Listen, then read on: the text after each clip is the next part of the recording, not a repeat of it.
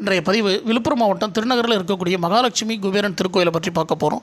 அம்பாள் திருத்தலத்தில் முன்னிரு கைகளில் அபயவரதமும் பின்னிரு கைகளில் தாமரை முட்டுக்களுடன் சதுர்புஜத்தில் பத்மாசனத்தில் கிழக்கு நோக்கி அமர்ந்த கோலத்தில் காட்சி தராங்க. வடக்கு திசைங்கிறது குபேர திசை, அதனால தான் அவர் என்றைக்குமே வடக்கு நோக்கி காட்சி தருவார். ஆனால் இத்திருத்தலத்தில் மட்டும் இவர் தெற்கு நோக்கி தன்னுடைய மனைவியான சித்ரா லேகாவுடன் அமர்ந்த கோலத்தில் இத்தலத்தில் காட்சி தராரு. இது ஒரு தனி சிறப்பு அப்படின்னு சொல்லப்படுது.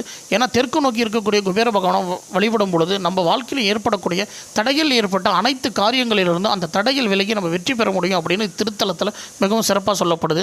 இங்கே இருக்கக்கூடிய மகாலட்சுமி தாயார் மீது தினமும் காலையில் 7 மணிக்கு சூரிய பகவான் தன்னுடைய கதிர் வீச்சுகளை இந்த அம்மன் மீது பரப்புகிறார். அது ஒரு தனி சிறப்புன்னு சொல்லப்படுது. அது மட்டும் இல்லாமல் சித்திரை மாதம் வருகின்ற வளர்ப்பிறை அட்சய திருதி அன்னைக்கு இங்கே வரக்கூடிய பக்தர்கள் தன்னுடைய கைகள்னாலேயே மகாலட்சுமி தாயாருக்கு பூக்களால் தானே அர்ச்சனை செய்யக்கூடிய ஒரு வழிபாட்டு முறை இந்த கோயிலில் இருக்குது. அது ஒரு தனி சிறப்பாக சொல்லப்படுது. இது போன்ற பதிவுகள் பரவ நம்முடைய சேனல் லைக் பண்ணுங்கள், ஷேர் பண்ணுங்கள்.